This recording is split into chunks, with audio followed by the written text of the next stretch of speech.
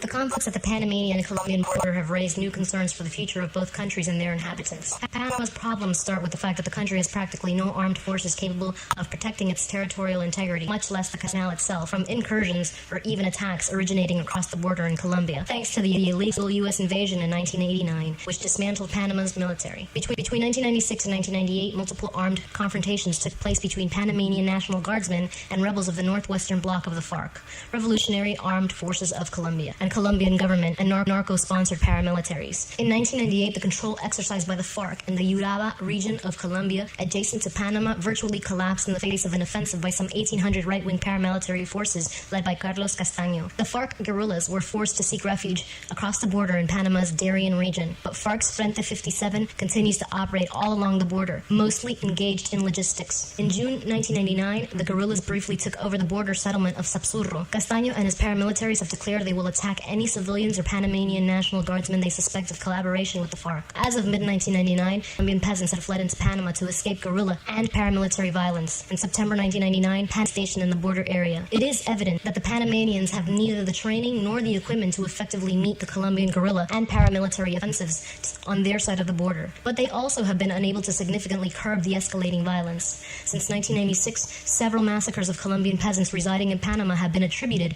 to the Colombian paramilitary forces intent on stamping out FARC influence in the Darien area. This, in the wake of the U.S.'s plan to approve $1.6 billion of American taxpayers' money to aid in the Colombian government's hypocritical and ineffective war on drugs. The massive amount of the American money will mean other basic human rights violations. Plus, funds will also go to strengthen intelligence on rebel movement, which the government deems a #1 priority. Almost certainly as a result of U.S. intelligence occurred in the run-up to peace talks when the FARC attempted to strike at the mountain headquarters of paramilitary leader Carlos Castaño, whom a television interview recently showed his face for the first time. And they are leery due to the Colombian government's past record. In 1985, Revolutionary Armed Forces of Colombia, in agreement with the government of then-President Rómulo Betancourt to lay down their UP candidates, enjoyed spectacular success in the ensuing elections, winning thousands of local and regional posts with a progressive political platform. The victorious UP candidates were systematically hunted down and murdered in the following years by army and paramilitary death squads, to the point where today almost 5,000 have lost their lives. Among those killed are the party's most viable presidential candidates. FARC is unlikely to accept such a deal as did with El Salvador in order to silence the voice and demands of the oppressed campesino. The solution is quite simple. Rather than throwing away $1 billion on the further murder and destruction of the Colombian people and just hope a 50-year-old problem magically goes away, we call on the U.S. to win a campaign against its own people